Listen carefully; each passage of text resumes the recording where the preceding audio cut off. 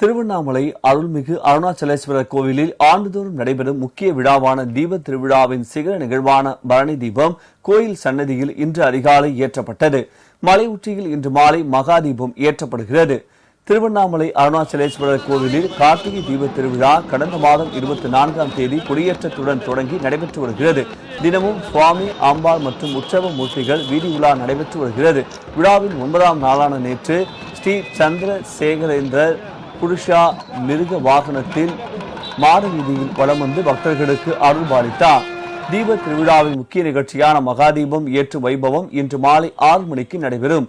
கோவிலின் பின்புறம் அமைந்துள்ள 2668 அடி உயர மலை உச்சியில் மகாதீபம் ஏற்றப்பட உள்ளது. இதற்காக ராட்சத கொப்பளை மற்றும் திரியும் சிறப்பு பூஜைகளுக்கு பின்னர் நேற்று மலை உச்சிக்கு கொண்டு செல்லப்பட்டுள்ளது. அர்த்தநாரீஸ்வரர் ஆனந்த தாண்டவம் ஆடியபடி கோயில் 3ஆம் பிரகாரத்தில் காட்சி தருவார். முன்னதாக இன்று அதிகாலையில் கோயிலில் பரணி தீபம் ஏற்றப்பட்டது. ஆயிரக்கணக்கான பக்தர்கள் கோயிலுக்கு உள்ளேயும் கோயிலுக்கு வெளியேயும் திரண்டு வந்து ஓம் நமச்சிவாய, அண்ணாமலையாருக்கு அரோகரா என்னும் முழக்கங்களுடன் சுவாமி, அம்பாளை வழிபட்டனர்.